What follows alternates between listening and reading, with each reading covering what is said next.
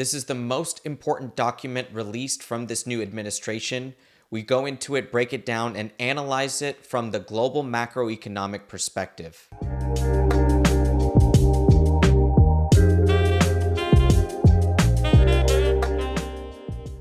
Welcome back to the Bitcoin Layer. I'm Nick Bhatia. Today, we break down the White House's new national security strategy. This is a document that is released effectively once per administration, and we just got the Trump administration's national security strategy. It's a 33-page document. We'll provide the link to you. Serious people will read this document. It's not very thick. It's high level. And it explains the overall national security strategy of this government. And the most important thing here about this document is what a significant break it is from previous national security strategies dating back decades for the United States. So a turning over of a new leaf for the administration, reshaping the way that the United States is dealing with its own national security and its relationships around the globe. We're going to analyze it for you. We're going to go through page by page, pull out some of the most important lines, but also keep it in context of global financial markets, of global macro, and of course, Bitcoin and risk assets, as we see the US government and its role in the global macroeconomy as undeniable and as significant. The reason I say that this is the most important document that we've read so far from the government this year is because this strategy, as it's outlined here by the administration, expresses both the mistakes of yesterday and the promise of going away from current structures or existing structures to the point where the entire global economy has to react to these new foundational truths for the international order. So it's not just that we are financial analysts and being tourists in government documents of national strategy. It's that the US government and its position in the world is foundational to the global economy. The private sector is where the US government wants the economy to flourish, but it has to steer the private sector in the correct ways and go away from the existing world order that was in effect since the post-Cold War period. One more thing before we get started with the document. The previous national security strategy was released in 2021, 4 years ago, by the Biden administration, and the primary theme was a recommitment to NATO.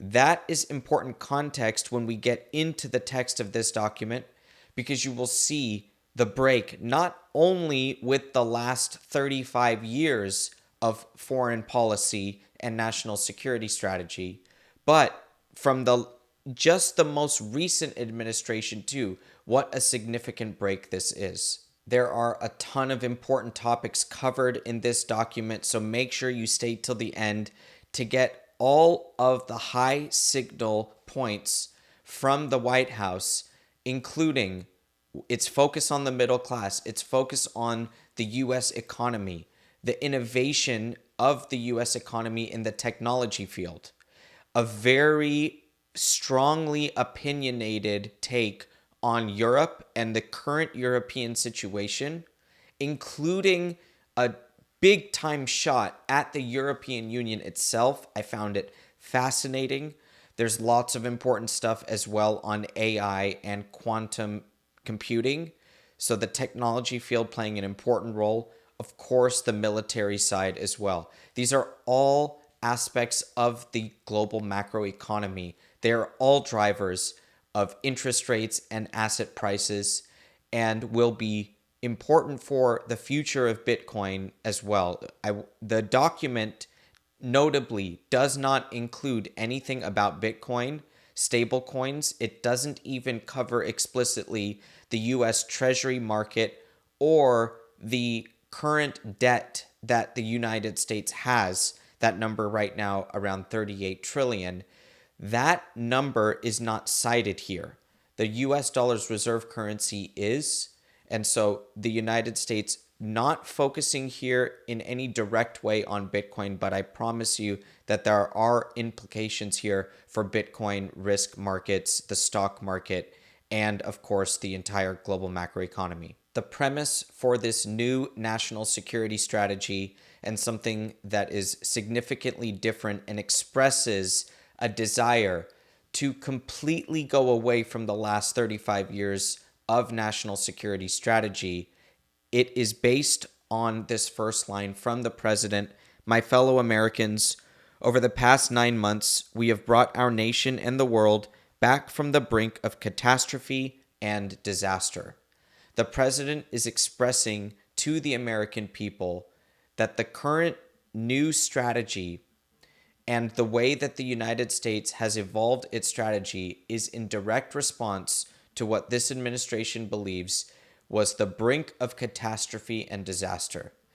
Now, there are a lot of metrics that we can look at that show the precarious position of the United States, not just on important global macro metrics such as debt to GDP or the ratio of income to the median home price, but other social metrics as well. And the United States believes in this current administration that the path of yesterday was leading to the brink of catastrophe and disaster. And that is the premise upon which this document is written. It begins with what is American strategy? To ensure that America remains the world's strongest, richest, most powerful, and most successful country for decades to come, our country needs a coherent, focused strategy for how we interact with the world. And to get that right, all Americans need to know what exactly it is we are trying to do. Now, the strategy is very clear here that in previous national security strategy documents, the United States has felt the urge to mention anything and everything under the sun. While this administration wants to reject that premise, it says American strategies since the end of the Cold War have fallen short. They have been laundry lists of wishes or desired end states, have not clearly defined what we want, but instead stated vague platitudes and have often misguided what we should want. Now, the key blame here is placed, as we see in this next part. Our elites badly miscalculated America's willingness to shoulder forever burdens to which the American people saw no connection to the national interest. They overestimated America's ability to fund, simultaneously, a massive welfare regulatory administrative state alongside a massive military, diplomatic, intelligence, and foreign aid complex. They placed hugely misguided and destructive bets on globalism and so-called free trade, in quotes, that hollowed out the very middle class and industrial base on which American economic and military preeminence depend. So there are three key words here, or phrases here, that will be the theme of this entire document. Number one is elites. Number two, globalism. And number three, the middle class. And you will see in this document that there is a rejection of elites, and it's used as a catch-all here. And so this show is not going to be about who the administration is blaming. It's using the word elites. We feel that that is incredibly informative of where the blame is being placed. It's being placed, when you read it here, it's being placed on both sides of the pond. And I mean United States elites as well as European leaders or bodies. There's a ton of blame placed on those types of names and international organizations, but it doesn't blame the Democrats. I find that incredibly informative here, that this is not a partisan document. And it places a lot of blame explicitly on the forever wars, which are a product of Bush-Cheney GOP. They were in the White House from 2001 until 2009. And so the blame here is placed on elites. It's not placed on Democrats. That's a very important part of this document. Secondly, destructive bets on globalism. There are many mentions in this document of global entities that are explicitly threatening sovereignty, both in the United States and in Europe as well. That is a core part of this document. And the last one, middle class. The middle class does appear to be an important focus from this administration and is mentioned over and over in this document with the thought that building back up the industrial base of this country, primarily on a defense industrial base front, but with technology that both spills over into the private sector and is contributing back to the defense of the country, that this entire reindustrialization is focused on providing the middle class high quality, long-term, productive jobs. There's many mentions that we'll get into. Another mention here of the elites. In sum, not only did our elites pursue a fundamentally undesirable and impossible goal, in doing so they undermined the very means necessary to achieve that goal, the character of our nation upon which its power, wealth, and decency were built. This next section, what should the United States want? First and foremost, we want the continued survival and safety of the United States as an independent, sovereign republic whose government secures the God-given natural rights of its citizens and prioritizes their well-being and interests. It wants to protect, of course, from military attack and hostile foreign influence, whether espionage, trade practices, drug and human trafficking. But importantly, it wants to protect the country from destructive propaganda, influence operations, and cultural subversion. So I found that this idea of cultural subversion or maintaining an American culture and drawing on its past were part of this document. Remember, this is a national security strategy, but the document is trying to remind Americans that their culture is great and that their history is important. It mentions, of course, the Monroe Doctrine, which we'll discuss. It mentions Alexander Hamilton and the Founding Fathers more than once here as well in this document. So there's a sense of history that's built into the way that this document is written. We want to recruit, train, equip, and field the world's most powerful, lethal, and technologically advanced military. Of course, the military and its technology is a large focus of any national security strategy, but we'll explain why right now, the technologically inclined slant that the military has to take is so important that will feed back into U.S. capital markets. A very, very important connection there that we will discuss. We want the world's most robust, credible, and modern nuclear deterrent, plus next-generation missile defenses, including a Golden Dome. A lot of criticism on the Trump administration has been that their actions are done via executive order and not codified into law. Some of that, though, was addressed this week with the NDAA, the National Defense Authorization. The spending that was authorized there on the military front, many of Trump's executive orders now codified into that NDAA, including rollbacks of DEI policies and the introduction of the Golden Dome and other military efforts that are more specifically related to his executive orders this year. Now, here is a big one for that middle class narrative here that this administration is focused on jobs that go to Americans. We want the world's strongest, most dynamic, most innovative, and most advanced economy. The U.S. economy is the bedrock of the American way of life, which promises and delivers widespread and broad-based prosperity, creates upward mobility, and rewards hard work. Our economy is also the bedrock of our global position and the necessary foundation of our military. We want the world's most robust industrial base. American national power depends on a strong industrial sector capable of meeting both peacetime and wartime production demands.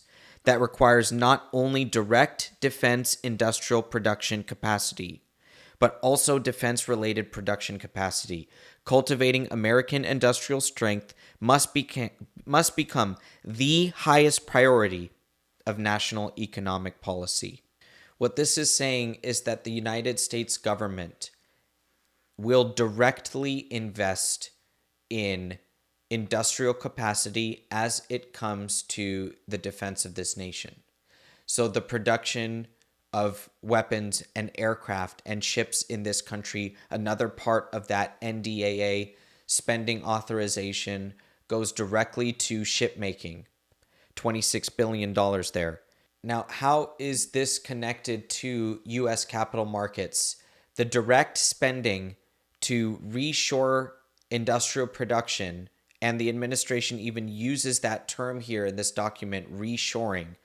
That process brings middle-class jobs back to the United States that had been outsourced in previous decades. Now, how that translates into a more robust economy is more economic theory based in the success of a robust middle class in strong economies. But the United States, the spending at the margin, we have to follow those dollars and where they're going to be. And we project that the United States is going to be directing. Remember, they're not talking about the danger of their debt or the danger of their deficit. This document is focused on a strong and growing economy that is more based in United States industrial production. It doesn't say that we spend too much. And so that means reading between the lines. We're not talking about massive cuts in spending that will physically shrink GDP, but GDP being directed more and more by the government reshoring industrial production. So we believe that that will have a downstream effect on the U.S. middle class and will affect the overall ability for Americans to invest in financial markets and capital markets for their savings to participate.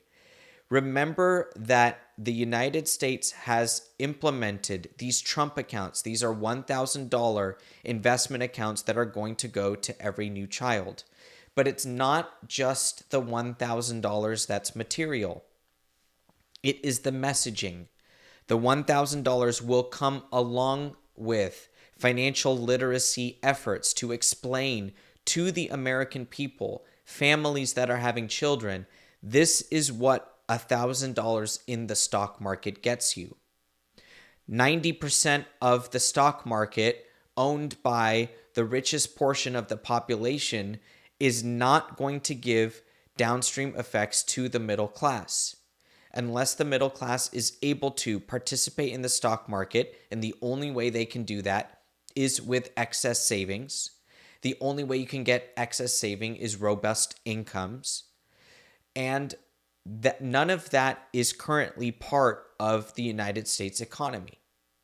The middle class we have seen new writings that detail how the poverty line, whether you want to call it one thing or another, is much closer to $200,000 than anything below $100,000. That is obscene, but it's based in the fact that the cost of living is so high. So how is the middle class expected to participate in the stock market? This document doesn't wave a magic wand and solve all these issues. However, the plan to reindustrialize and pump that resource back into the middle class is an explicit goal of this administration, and the economic policies of tariffs are directly responsible for the reshoring of industrial production. Those are directly related. And so when we think about tariffs and whether they are good, bad, or economically sound, they are rooted in Alexander Hamilton and the founding fathers, the way that they treated this nation upon its founding. And we'll get into that shortly. We want to maintain the United States' unrivaled soft power, through which we exercise positive influence throughout the world that furthers our interests. In doing so, we will be unapologetic about our country's past and present, while respectful of other countries' differing religions, cultures, and governing systems. Soft power that serves America's true national interest is effective only if we believe in our country's inherent greatness and decency.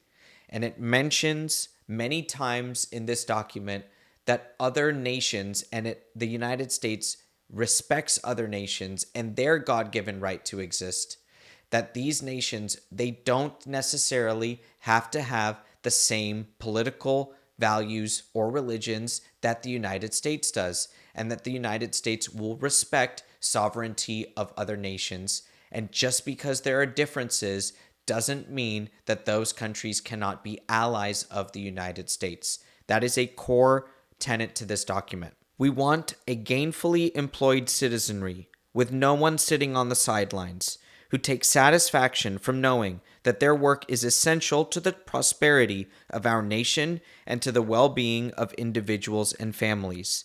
This cannot be accomplished without growing numbers of strong, traditional families that raise healthy children. This is a focus that comes back to demographics, and with the United States and Europe, and especially Europe, having very sharply declining fertility rates, the United States wants to make sure that population growth is still baked into its demographics. 2025 left many wondering, was this an underwhelming year for Bitcoin? Well, Unchained is putting together another excellent live event on December 17th with Preston Pish and Connor Brown. Go to unchained.com/TBL to register for this event. Again, December 17th at 1 p.m. Central. And these guys are going to be talking about whether this was an underwhelming year or just the setup for that extended bull run. Unchained.com/TBL, and we hope you guys attend that free live event. Not your keys, not your coins. That's why self-custody is so important to a Bitcoiner. Right now, you can get the Blockstream Jade, which is the simplest, most secure way to protect your Bitcoin on a hardware device. Right now at store.blockstream.com, 21% off is their holiday sale, and if you use code TBL, you get an extra 10% off. You can pair your Blockstream Jade with your Blockstream app, which is their mobile or desktop wallet. Blockstream Jade has a built-in camera, a full QR mode, and tons more features for you to check out. Make sure you go to store.blockstream.com and use that code TBL for an extra 10% off of their already 21% holiday sale. This next section gets into more of the foreign policy objectives of the United States. Number one, we want to ensure that the Western Hemisphere remains reasonably stable and well governed enough to prevent and discourage mass migration to the United States. In other words, we will assert and enforce a Trump corollary to the Monroe Doctrine. Now, we're going to show you the Monroe Doctrine here for a brief moment, just on the screen from the National Archives. The Monroe Doctrine was articulated in President James Monroe's 7th annual message to Congress on December 2nd, 1823. The European powers, according to Monroe, were obligated to respect the Western Hemisphere as the United States' sphere of interest. So the Monroe Doctrine, reasserted by the Trump administration, it wants to keep non-Western Hemisphere powers out of the Western Hemisphere. Historically, that has meant Europe, but it is pretty clear in this document that message is being sent to China, that China's influence in South America, Central America, and North America must be kept in check. I found this next bullet point extremely fascinating as well, because on this first page, what do we want in and from the world? The word China is not used in these first 5 bullet points. I think that's interesting because you will see the people who are enemies of the Trump administration and of this plan, you will see them come out and talk about how this document is not war hawkish enough on China and Russia.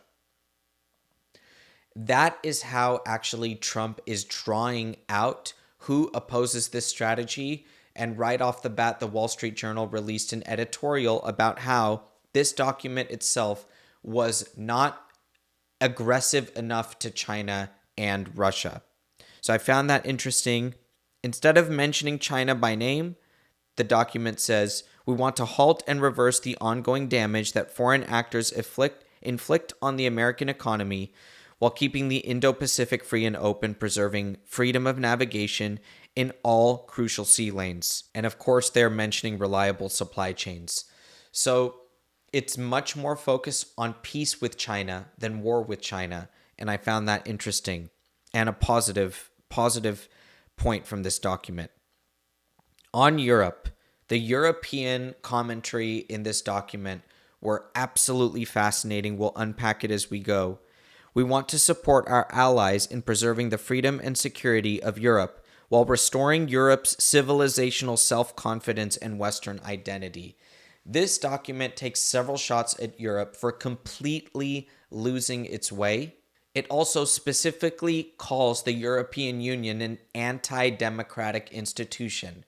This document is explicitly saying to Europe that you are no longer a democracy and you don't represent the same values that we believe in here in the United States, which are rooted in freedom of speech and freedom of expression.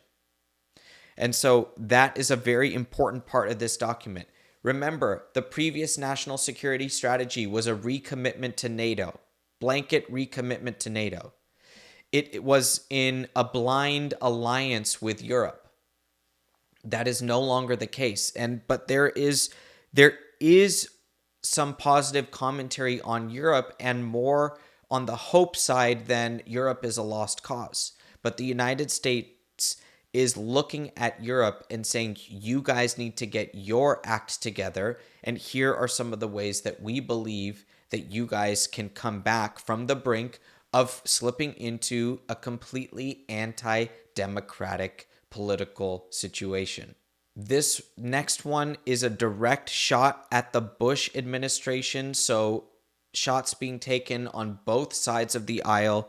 We want to prevent an adversarial power from dominating the Middle East, its oil and gas supplies, and the choke points through which they pass, while avoiding the forever wars that bogged us down in that region at great cost.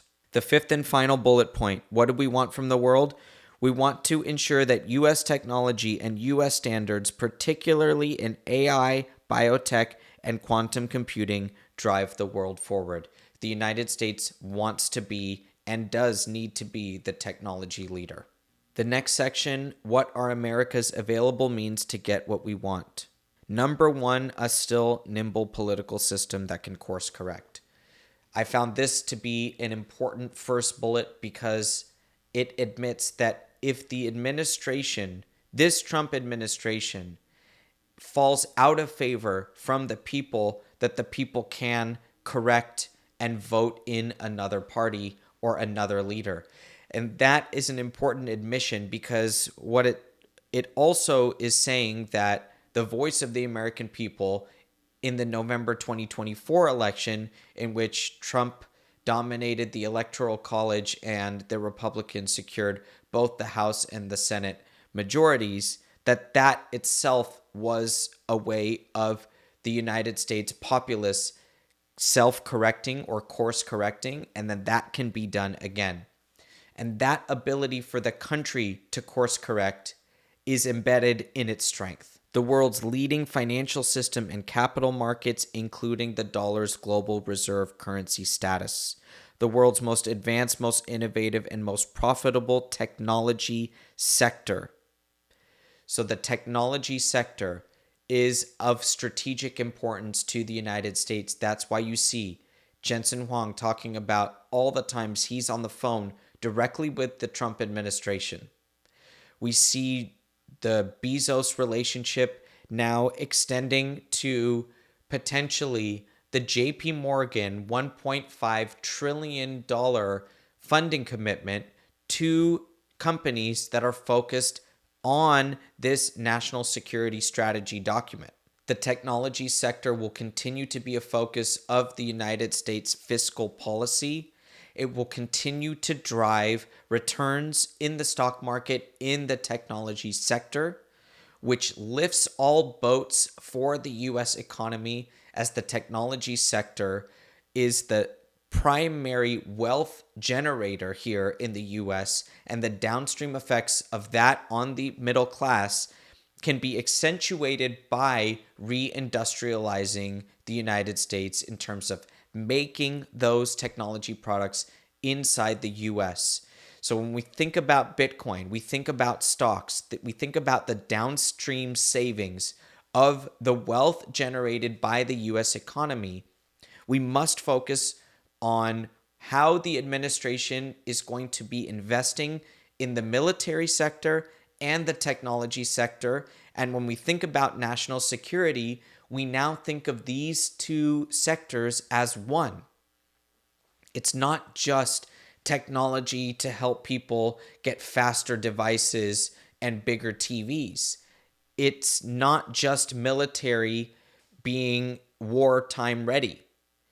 It's actually a marriage of these two sectors, and that marriage of the two sectors, the national security strategy being focused on it, and the fiscal spend of the United States, in nowhere in this document is it being threatened that we believe those will be drivers of returns. We think about a multi-year Bitcoin bull market coinciding with a multi-year bull market in U.S. equities as a response to this reindustrialization wave, and focusing back on making things in the United States so that as a country, we're not exporting as much of our dollars as we were in past years.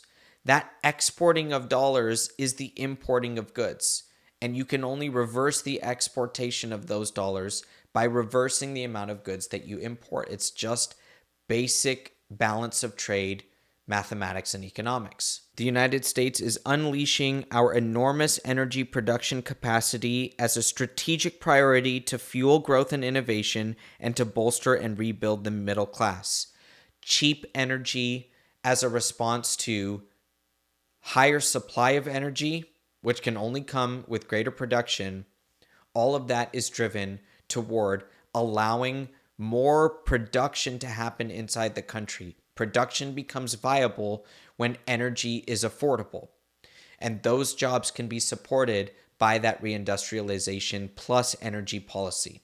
And of course, again, that marriage that we were discussing, investing in emerging technologies and basic science to ensure our continued prosperity, competitive advantage, and military dominance for future generations. So technology and the military have always been linked, will continue to be linked. What is the strategy? Number one, to focus on everything is to focus on nothing. America's core national security interests shall be our focus. A predisposition to non-interventionism. In the Declaration of Independence, America's founders laid down a clear preference for non-interventionism in the affairs of other nations and made clear the basis. Just as all human beings possess God-given equal natural rights, all nations are entitled by the laws of nature and nature's God to a separate and equal station with respect to one another. Also, though, flexible realism, because the United States has to protect its interests, of course, without imposing on them democratic, or other social change that differs widely from their traditions and histories. Again, respecting that there are differences between nations. The world's fundamental political unit is and will remain the nation state. We will stand for the sovereign rights of nations, against the sovereignty sapping incursions of the most intrusive transnational organizations, and for reforming those institutions so they can assist rather than hinder sovereignty and further American interests. So I'm going to say that middle part again. We stand against the sovereignty sapping incursions of the most intrusive transnational organizations. Who do you think that they are talking about? There are only a couple that are right there at the top: the United Nations and the European Union. These are transnational organizations that sap the sovereignty out of sovereign nations. The alignment with these types of transnational organizations of the past 35 years is over. Not only has the Trump administration declared it over, the rest of the countries around the world are already aware that it's over. That's why you see so many state visits in this first year, because it's about not transnational organizations, but bilateral relations. Trump meeting with Xi Jinping, Trump meeting with Vladimir Putin, Trump meeting with individual leaders in Europe, Trump going to the Middle East and meeting with the royal families and the politicians in the United Arab Emirates, Qatar, Saudi Arabia. The United States having a more bilateral approach to international relations is the way of the future. Balance of power, and this one again does not mention China by name. We feel that that's important. There is an admission throughout this document that the United States, while it wants to be the number one economy in the world and the leader of technology going forward, it cannot be the sole protector of peace around the world, that the rest of the world has to spend money on defense, and that the United States wants its allies to basically balance China's power so that China doesn't get to a point where it can catch the United States. That's the goal. It doesn't mean that the United States will be successful in keeping China from overtaking it over the next 50 years. But the strategy for the next several years has to be balance of power. As the United States rejects the ill-fated concept of global domination for itself, we must prevent the global and in some cases even regional domination of others. So it wants to balance China's power in Asia and in other parts of the world. That's what invoking the Monroe Doctrine is also about. Pro-American worker. American policy will be pro-worker, not merely pro-growth, and it will prioritize our own workers. We must rebuild an economy in which prosperity is broadly based and widely shared, not concentrated at the top or localized in certain industries or a few parts of our country. This one is a direct shot at finance. So whether it's Wall Street or the banks in the City of London, the United States having a pro-worker policy is an anti-finance policy, because that is how wealth gets concentrated through the financial sphere. If the policies are pro-worker and pro-industrialization, wealth can be generated more broad-based. Priorities. The rights of free speech, freedom of religion and of conscience, and the right to choose and steer our common government are core rights that must never be infringed. We will oppose elite-driven, anti-democratic restrictions on core liberties in Europe, the Anglosphere, and the rest of the democratic world, especially among our allies. Again, a shot at anti-democratic practices from the European Union. This is very material. The United States has, of course, shifted to a burden sharing and a burden shifting strategy. The days of United States propping up the entire world order like Atlas are over. Trump has set a global standard with the Hague Commitment, which pledges NATO countries to spend 5% of GDP on defense, up from 2%. But it's very interesting here how the administration is attacking anti-democratic restrictions on core liberties in Europe.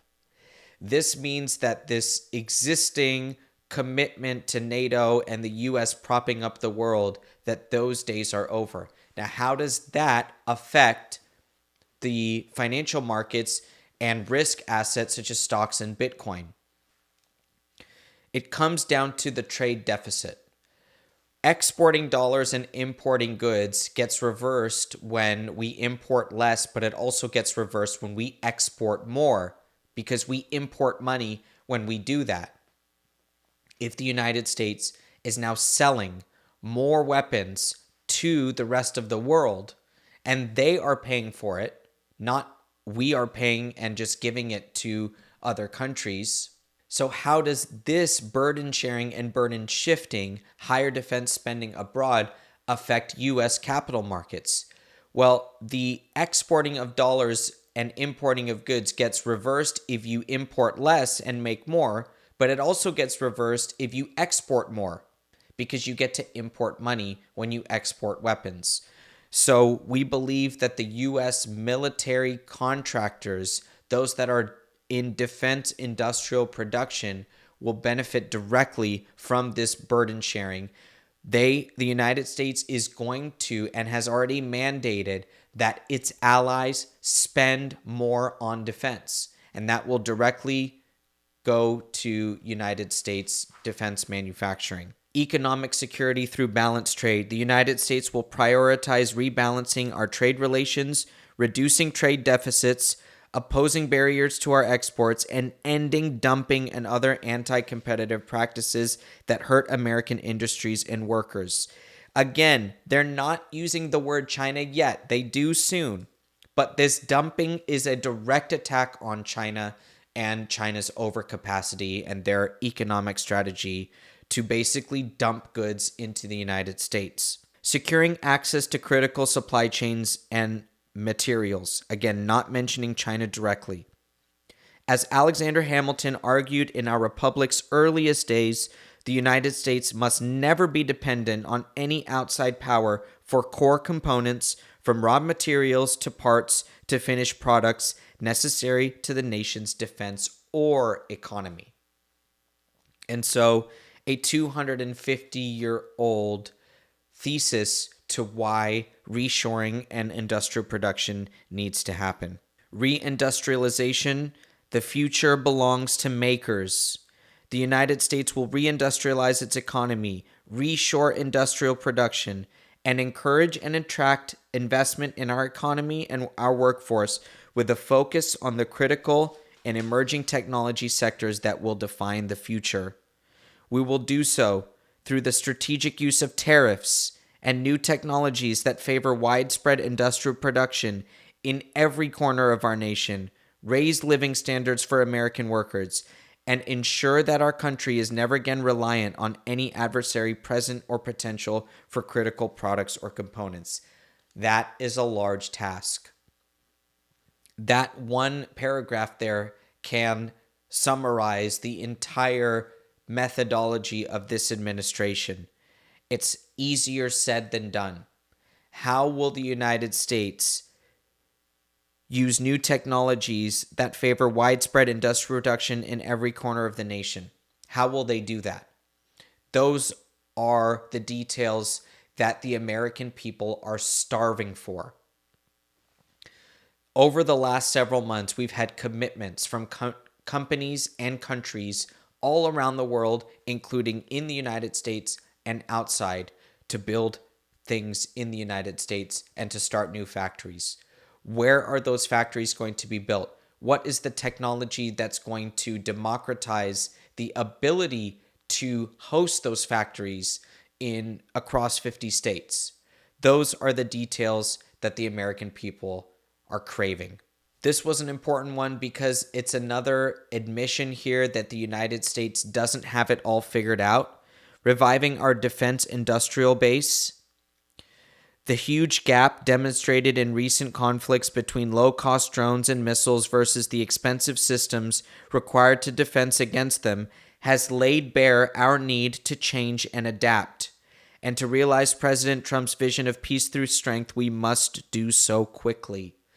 So again, more questions than answers there on how to adapt and how to do so very quickly. Energy dominance, restoring American energy dominance.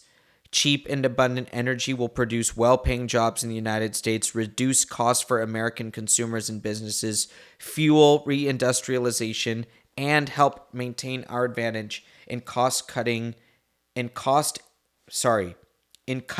technologies such as AI. Another mention of AI, the United States knows it needs cheap energy and it needs data centers based in the United States to win on AI. If it loses on AI to China, it fears that it will lose over the long term. That's why the technology sector, the military sector are linked.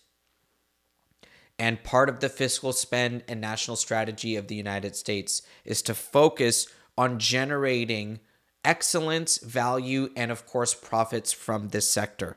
We reject the disastrous climate change and net zero ideologies that have so greatly harmed Europe, threaten the United States, and subsidize our adversaries. It's another shot at Europe. Now remember that we are only 12 months away from the midterm elections. That means that the Trump administration, by laying out this strategy, it really only has 12 months to start its execution on the strategy and then deliver that positive message to the United States citizenry and voting bloc. And in that effort, the Trump administration has a tall task ahead. We always like to look at prediction markets to give us a sense of elections. That's our favorite part of these prediction markets, is to pull out odds from elections going forth. We find that there is an incredible amount of value in that information. We're using Polymarket, and Polymarket's numbers right here show the balance of power odds for the 2026 midterms. Remember, this is only 12 months away, and we already hear that President Trump is getting out on the road, we assume, to start campaigning and drive these numbers more in his favor. Why? Because if he is unable to secure a third and a fourth year with majorities in the House and the Senate, his hands will be tied in a very material way. His ability to execute on this national security strategy will basically be obliterated if he is unsuccessful in those elections. Why? Because it's the American people saying that we choose to course correct. So the odds here for a Democratic sweep are 34%, but the highest probability is the Republicans maintaining control of the Senate and the Democrats taking back control of the House. That percentage is at 46%. A Republican sweep, only 19% right now. So what that is saying here, and of course a 2% that the Dems control the Senate, but the Republicans control the House. So we'll throw that one out. What we're seeing here is that the prediction market has an 80% probability that the Democrats are able to regain some control in the balance of power in the United States government.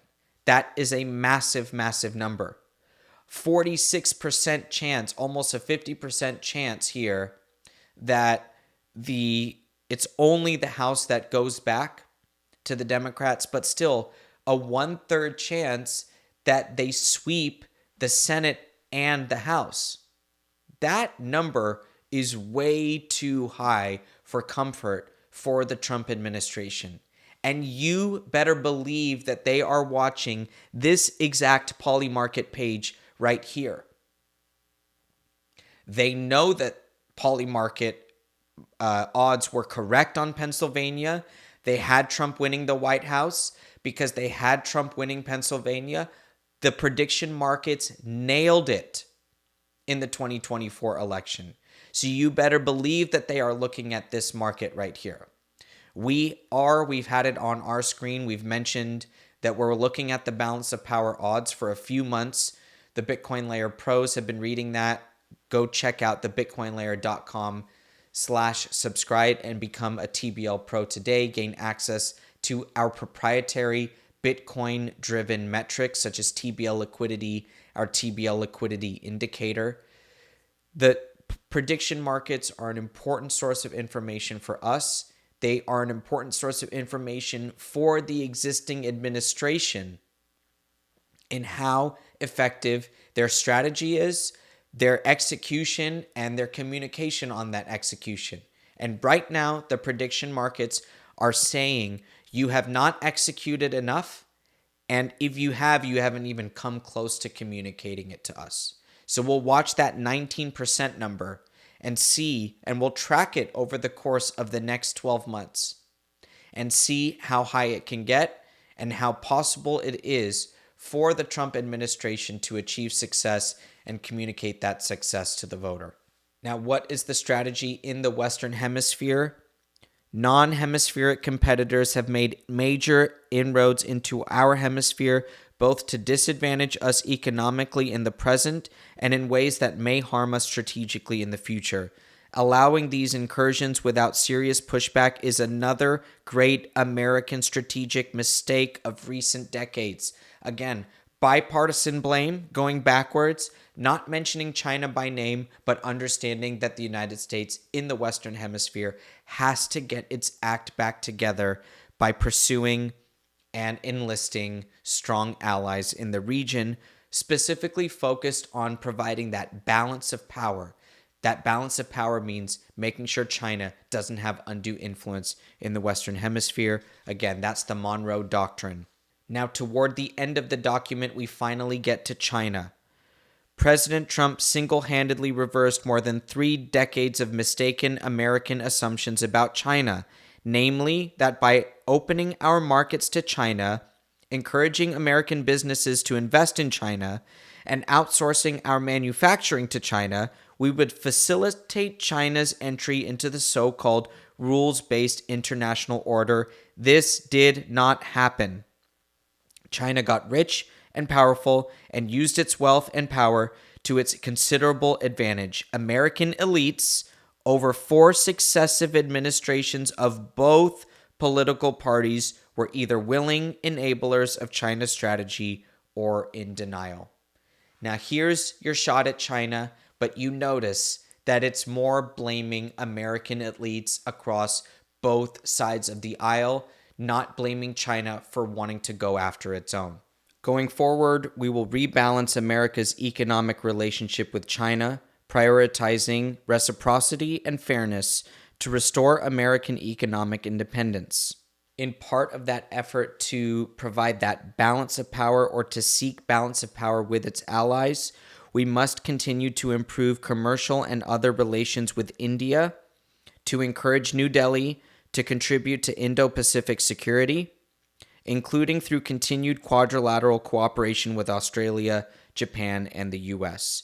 So Japan spending money on defense and India spending money on defense is a big part of the strategy here. Another mention here of AI, the United States must at the same time invest in research to preserve and advance our advantage in cutting-edge military and dual-use technology, with emphasis on the domains where U.S. advantages are strongest. These include undersea, space, and nuclear, as well as others that will decide the future of military power, such as AI, quantum computing, and autonomous systems, plus the energy necessary to fuel these domains. Deregulation, pro-growth, pro-innovation, these are all policies that will lead to more and more direct investment in the U.S. industrial base. It should, in theory, bolster the middle class, bolster incomes, and the ability for the United States citizenry to invest back into that profit machine that's driving technological and military advantages. Now, here is a very important point. Europe, Japan, South Korea, and others hold net foreign assets of $7 trillion. International financial institutions, including the multilateral development banks, possess combined assets of $1.5 trillion. While mission creep has undermined some of these institutions' effectiveness, the administration is dedicated to using its leadership position to implement reforms that ensure they serve American interests. What that means is that there's a lot of wealth that's built up abroad and in multilateral institutions. Instead of going to interests that are against American strategy, the administration will be using its influence to direct more of that money back into investing in the United States and for its interests. Our greatest advantages remain our system of government and dynamic free market economy. Yet we cannot assume that our system's advantages will prevail by default. A national security strategy is therefore essential. Now, here are some of the shots at Europe, but then also some credit to what Europe brings to the world and its value to the United States going forward. American officials have become used to thinking about European problems in terms of insufficient military spending or economic stagnation. There is truth to this, but Europe's real problems are even deeper. The economic decline is eclipsed by the real and more stark prospect of civilizational erasure. The larger issues facing Europe include activities of the European Union and other transnational bodies that undermine political liberty and sovereignty, migration policies that are transforming the continent and creating strife, censorship of free speech and suppression of political opposition, cratering birth rates, and loss of national identities and self-confidence. Should present trends continue, the continent will be unrecognizable in 20 years or less. We want Europe to remain European, to regain its civilizational self-confidence, and to abandon its failed focus on regulatory suffocation. This is absolutely brutal in terms of the U.S. take on Europe. It's almost to the point of pity, but it does want the best from Europe. Europe is home to cutting-edge scientific research and world-leading cultural institutions. Not only can we not afford to write Europe off, doing so would be self-defeating for what this strategy aims to achieve. So even though the take on Europe is brutal, the desire to help Europe is still deeply embedded in United States national security strategy. I found this section on Europe to be fascinating. Our goal should be to help Europe correct its current trajectory. We want to work with aligned countries that want to restore their former greatness. Lastly, on Africa, the United States should transition from an aid-focused relationship with Africa to a trade and investment-focused relationship favoring partnerships with capable, reliable states committed to opening their markets to U.S. goods and services. So turning upside down the way of helping Africa through foreign aid programs and transitioning to more of an investment-focused approach. Thank you for sticking with us through this very important update on the White House's national security strategy. Again, this is a once per administrative term document and highly informative for the way that the Trump administration is operating. We do believe that these policies are going to impact U.S. capital markets, stocks and Bitcoin together. The debt of the United States being sustainable will be a function of U.S. economic strength as well.